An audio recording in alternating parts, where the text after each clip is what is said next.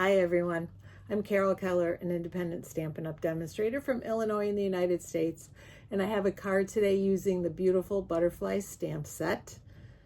It's been kind of a rough day, and I'm happy to be home right now and doing some crafting because that's of course a big stress reliever for me, and I'm guessing for many of you as well. So I hope that you'll follow along. I hope that you enjoy the video, but I hope you follow along too and make the card. And definitely let me know in the comments what you think. All right, we're gonna get started. Here we go. So here is today's card. And I'm gonna put it over to the side so we can get started right away. I am using a thick basic white card base, and FYI, these will be retiring. The thick basic white cardstock will be retiring with the new catalog. So if you want it and you love it, you gotta order it now. But I am starting with that because when I have less on the front or fewer layers, I really like to use my thick basic white. And we'll put that aside for right now. Or I guess maybe we won't. We're gonna put on our pattern paper right away, actually. So I've cut 3 pieces. Let me try this again with my bone folder. That's better. So I've cut 3 pieces. The first one is 1 inch by 5.5 inches. The second one is 3 inches by 4.25 inches. And the third one is 3 3/4 inches by 2.5. So those are our measurements. They all come from the Brights 6x6 Designer Series paper pack. And I'm gonna pull out my seal so we can put those on right away. And then we'll do some stamping.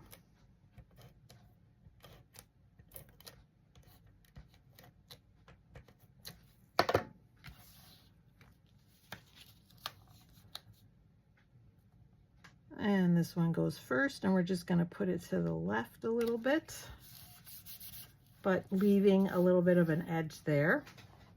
And then we're going to put this one on.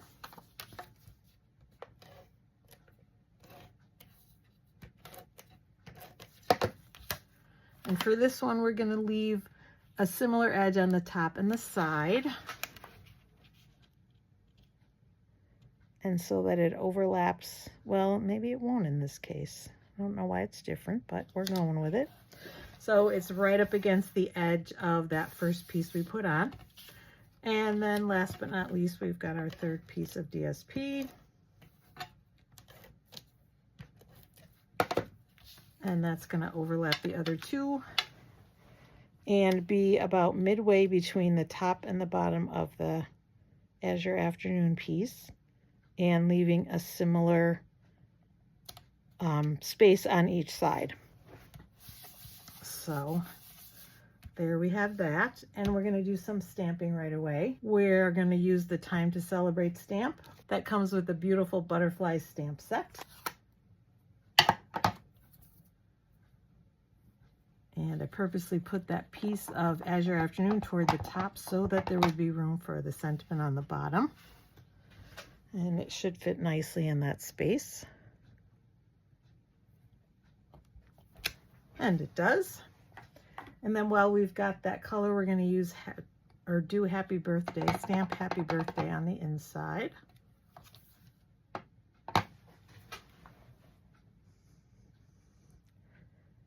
Make sure it's straight. And then we are also going to stamp the butterfly. I think we'll do it also in the Melon Mambo. Or you know what, maybe we want to do it in Azure Afternoon. We'll take that back. So let me clean that. So I'm going to say we are done. Well, we will keep this this Melon Mambo out for a second for the envelope, but we're going to bring in Azure Afternoon. And originally I was going to stamp this butterfly in Memento black, and then I decided not to, and so that's why we're going to stamp it here. I think it's better to have some color on the inside, so oh, I like that. Use the Azure Afternoon. We're also, the inside's done. We're also going to stamp that butterfly on the envelope, and actually maybe we'll do it on the back. And we will do it on the front as well. We're going to stamp it here. And we're done with that. And then the reason I left out the Melon Mambo is that we're going to stamp that happy birthday again on the envelope. Like that. And so almost all of our stamping is done. Envelope is done. And I'm going to bring in a scrap of basic white. And this time my Memento black ink pad. And then the large butterfly from the stamp set. So we're going to ink that up this way. And I had some issues inking it the first time, so hopefully I re-inked my stamp set, so hopefully it will be fine. But you want good coverage. You want to make sure that every space is kind of filled in. And I think that looks pretty good. I'll try it out. And you're going to give it a good press.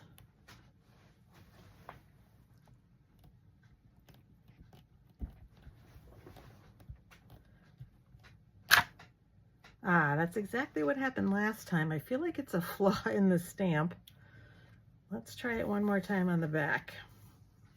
So that's exactly where it was not transferring the last time. So if need be, I will reach out to Stampin' Up! And get it replaced. All right, because definitely I've got good ink coverage. So let's try it again. And I've got an even surface because I'm doing it on my glass mat. Let's see. Yeah, that was better. So it's probably just not pressing it evenly. All right, so we're going to call that good. And then I'm going to use my blends to color it in, which is why I use my Memento black. So I've got all three colors that are represented in the DSPs. I've got, oops, I forgot one here. I've got Azure Afternoon, Daffodil Delight, and Melon Mambo. And so we're just going to color. I think we'll start with the blue. And I like to start with the darker one and do it part way in those spaces, and then do the same thing on the other side. And then I'm going to take my light. And I always start by overlapping on the dark. And then usually kind of doing a second coat of the light over it to help blend. I am by no means an expert at coloring, but it usually turns out fairly well. I'm going to go back over that section that overlaps, dark and light. And the same thing here.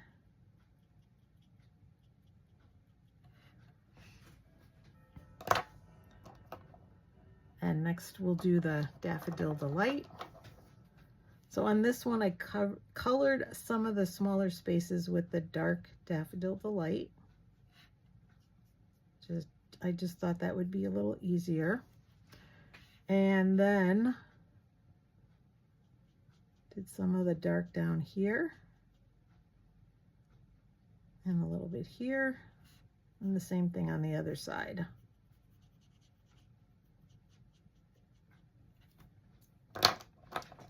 And then for the rest, I use the light.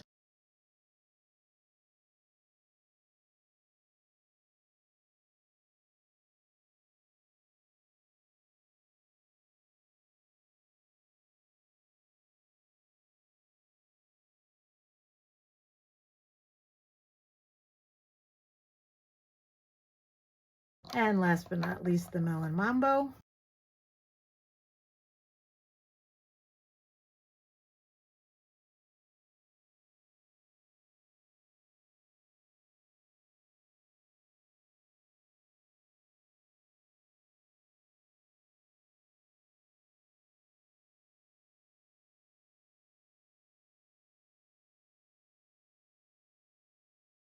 And obviously you can color it any way you would like. That was just my suggestion. And now that it's dry, we can cut it out. And actually you can kind of see a little bit of the color from the other side, the black bled through, but I don't think that's gonna matter too much. I think it's gonna be okay once it's all dry. So I'm gonna cut that out and I'm gonna be right back. And here's the butterfly, and I'm gonna be honest, there are companion dies that go along with the stamp set I used, and they will cut out that outline, but I do not have them yet. So I just fussy cut mine, so clearly you can do either one. And then the next thing I did was just kind of bend it in the middle a little bit. I wanted it to be a little bit 3D coming off of the card. So all I did was take some dimensionals and put them on the back like this. You can use 3 of the minis or 2 of the larger ones. Take the paper off and I put it at an angle, kind of mostly centered on the Melon Mambo section, like that. And then last but not least, all we need is our embellishment. For that, I'm using the Adhesive-Backed Sparkle Gems. So I'm gonna grab my Take Your Pick tool, and I put 3 of there are 2 sizes and 3 colors, obviously, but I put 3 of the larger ones on the back.